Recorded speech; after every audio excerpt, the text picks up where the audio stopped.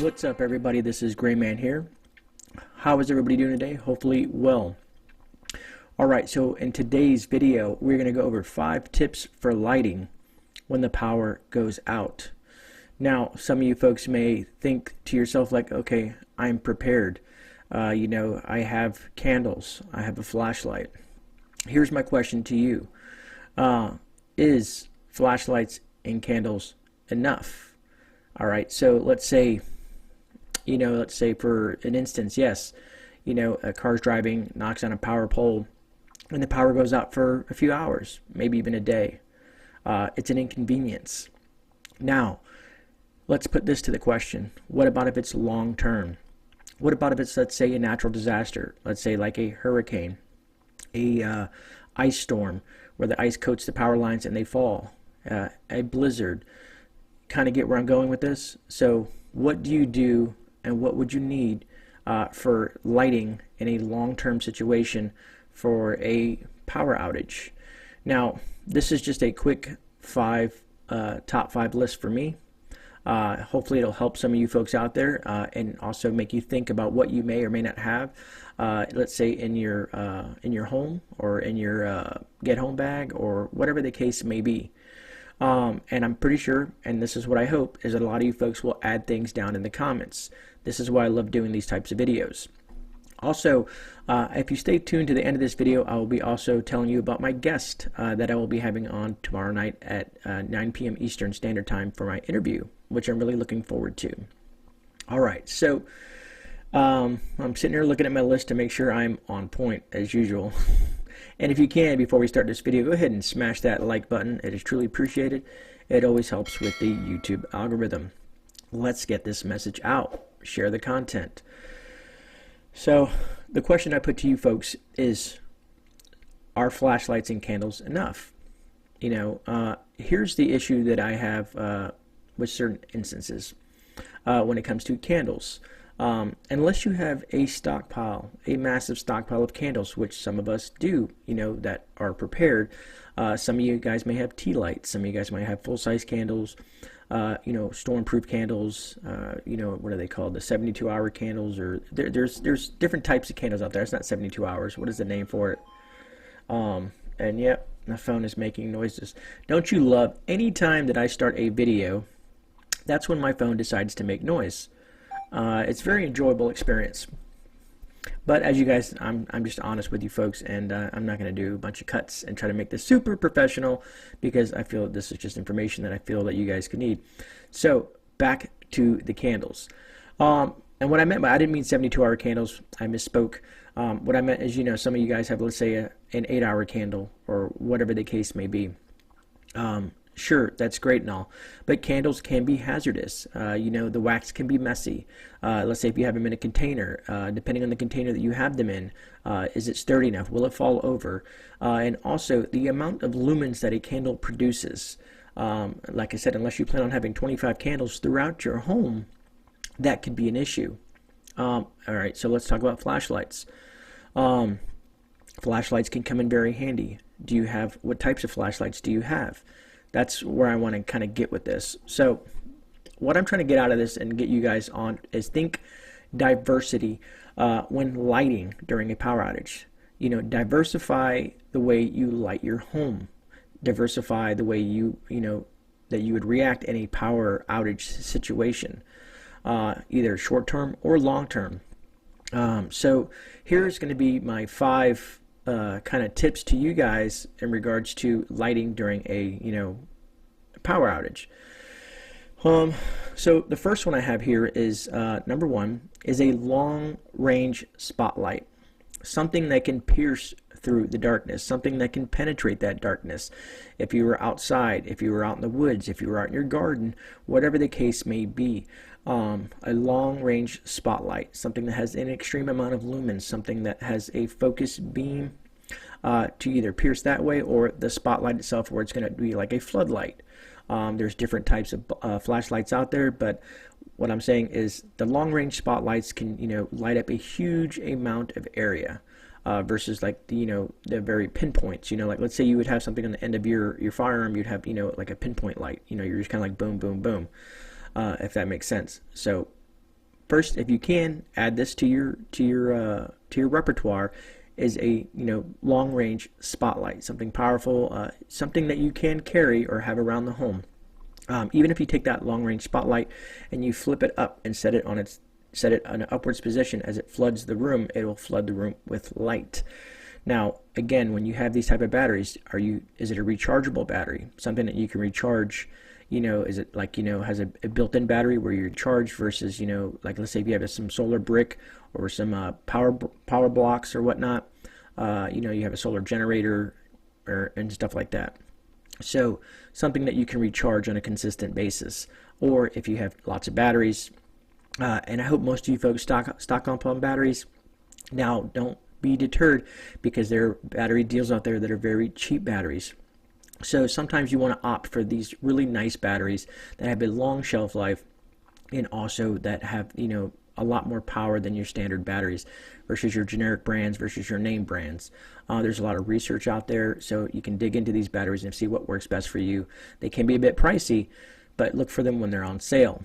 Be it any holiday, sometimes things go on sale during hurricane seasons and stuff like that, or seasons in your area. They may have sales on batteries. All right.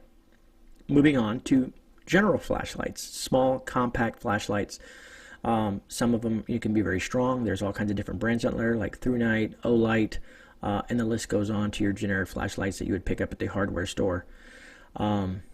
That being said, here's what I personally suggest for folks who want a nice, small, heavy-duty flashlight. Is for every person in your home, be it your kids, your wife, whoever it may be, uncles, aunts, grandmas, whoever lives in your home, I feel that everyone should at least have a flashlight within reach.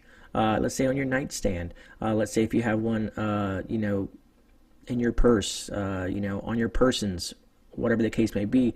And then if you want to follow it with that and have kind of like a spot where everybody in your house knows that there's a flashlight, hanging by the front door. There's a flashlight, in the kitchen on this shelf. Kind of have them spread out. To me, there's never enough flashlights. And again, that corresponds, how you charge these flashlights. Some of them they have bigger batteries. You get all the different versions of batteries. But if you're going to have a specific flashlight, sometimes if you want to go with all rechargeable. And what I mean by rechargeable is you plug it in with a cord, and the battery's built into the flashlight, which can be beneficial in some instances. But remember this, those batteries, those type of flashlights that have a built-in battery, sometimes eventually those batteries will die. So there's pros and cons to that as well.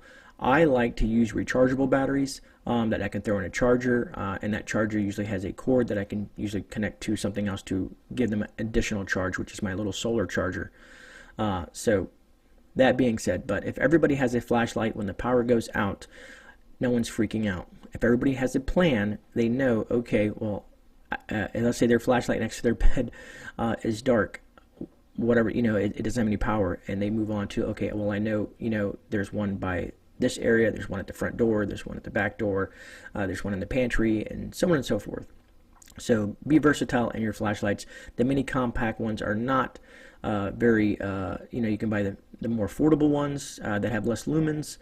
Sometimes you'll get deals on those as well, all the way up to the high-end flashlights.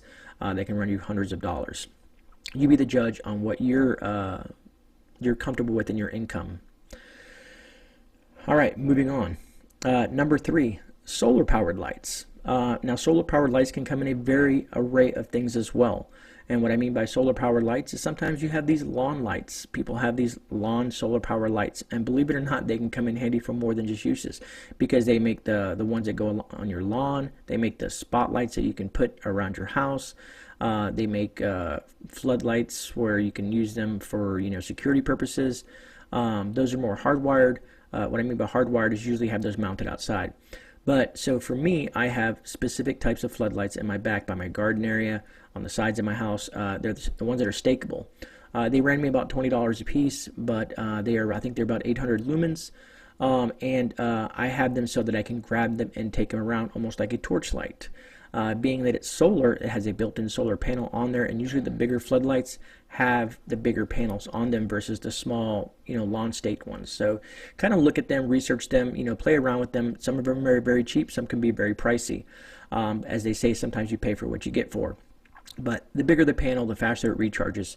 Also a tip, if you have those lights and you want to bring them inside, let's say during the day when they're charged up, but you want to use one inside, your house is dark, you don't have enough windows, you're trying to look into your pantry, go in your basement, you can take a piece of tape and put that over that sensor, which is a light sensor to let it know when it's nighttime and daytime, and you can kind of play with that option. Also, sometimes people use that to save power. They don't want to use that specific light, they just want it to be charging, let's say outside somewhere, and they only want to use certain instances when they want to use that light, if that makes sense. It probably doesn't, but to me it does because of things that I've done. But if you have questions, please drop them down in the comments. So like I said, there's a very array of solar lights. You can buy even like the work solar lights. I was surprised they had like these ones at Harbor Freight. It kind of looks like a panel, and on the back of it, it has a solar thing on there. And I wish I would have grabbed one to show you, but you can set it up. It charges during the day, and then you can set that up. It has like a little thing like that where you can set it up, and it has a whole LED panel, which LED draws less power, so the lights stay on longer. Hopefully that will kind of get you in the right sense of mind. They're just good for really anything that's solar based will be great for extended power outages. You have to think about that, because let's say you don't have enough batteries or your batteries run out. If you're in a situation where it's a long-term situation where you don't have enough batteries or enough power, you run your banks dry, so on and so forth. When people come to my home, sometimes they wonder what's going on when they walk through my house, and they see a lot of my power outages have these bricks plugged into them.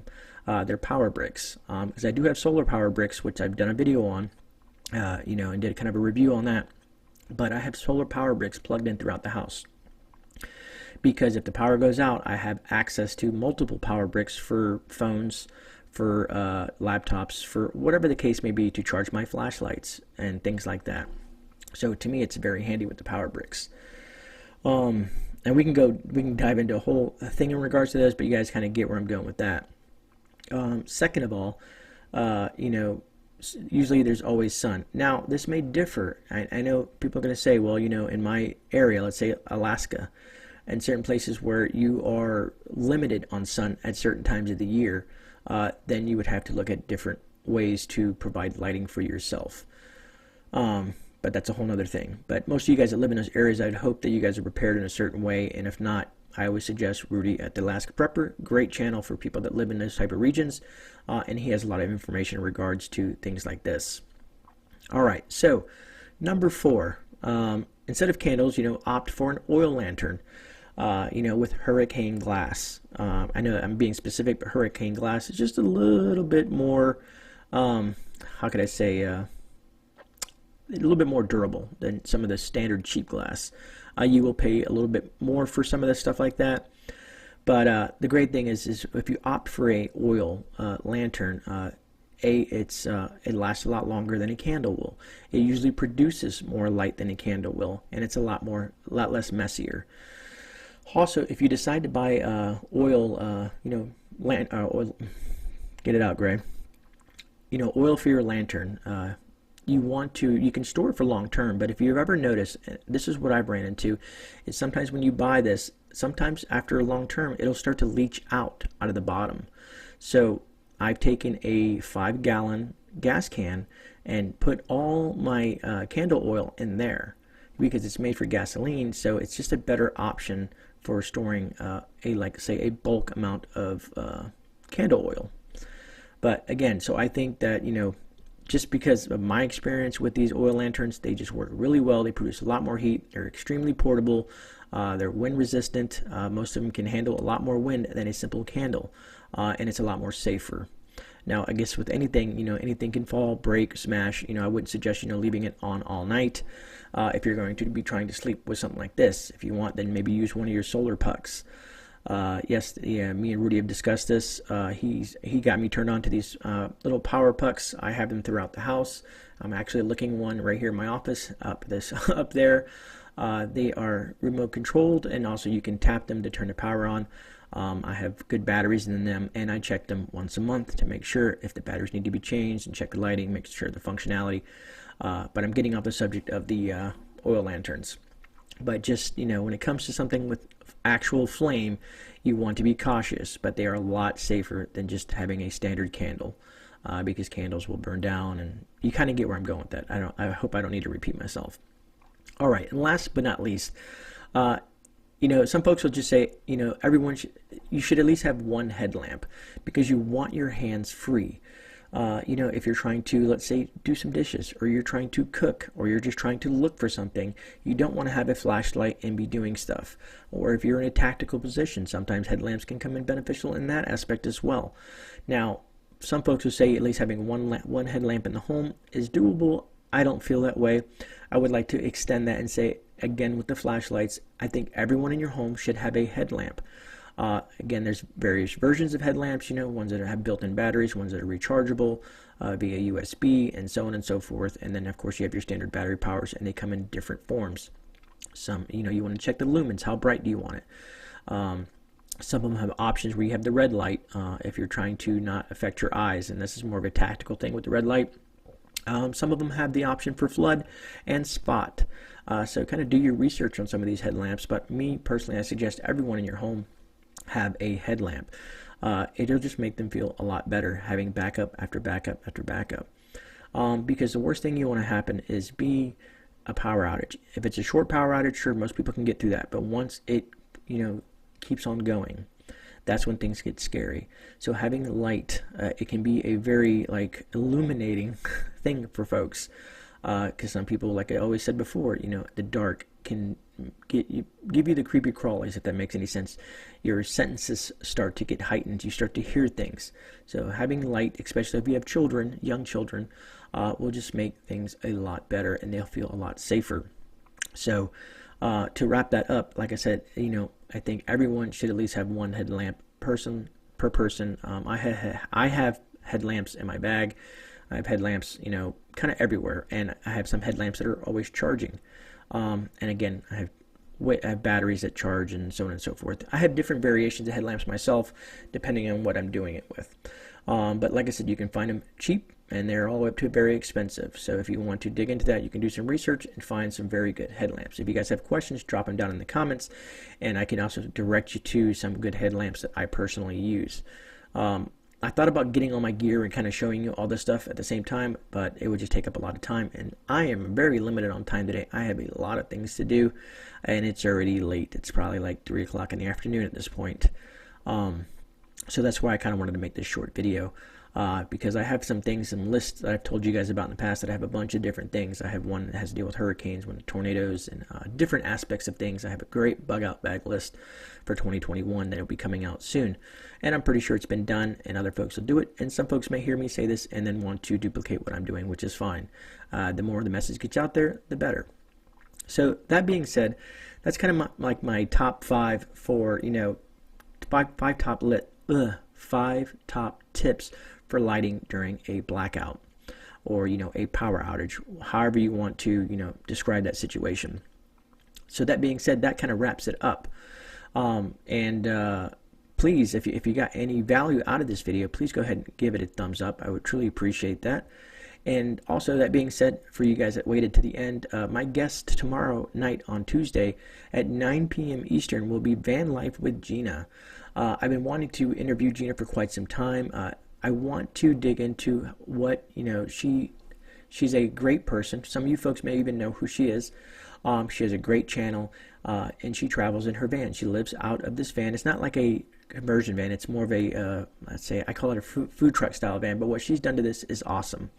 I want to dig into what got her into the van life and her trials and tribulations going through that process, and things that she's added. She's kind of like a mobile prepper, as I kind of like to call it sometimes, because they have to travel around, they have to look at security, they have to look at power, they have space constraints and stuff like that. And I've been on her channel before, and we've had discussions in regards to the prepping community and the van life with community, also wrapping into the RV community. So that will be very exciting. Also, just to throw this in there, if I'm correct, and I'm pretty sure I am because I just got off the phone with Mark not too long ago, me and Mark will be doing our live stream Tuesday morning at 11 a.m. on my channel. He sent me all the stuff to kind of get it going. So we'll be on my channel tomorrow. So I'll be going live twice tomorrow, but in the morning at 11 a.m. with Mark from Rolling Homestead, and at 9 p.m. Eastern Standard Time with Van Life with Gina. So look forward to that, and I look forward to seeing you guys there. Other than that, this is GreyMan. I want to say thank you all for watching. I think that about, yeah, making sure I'm not missing anything. That wraps it up, and I will see you guys tomorrow. So God bless, and have a great day, and I'll see you guys on the rebound. Take care.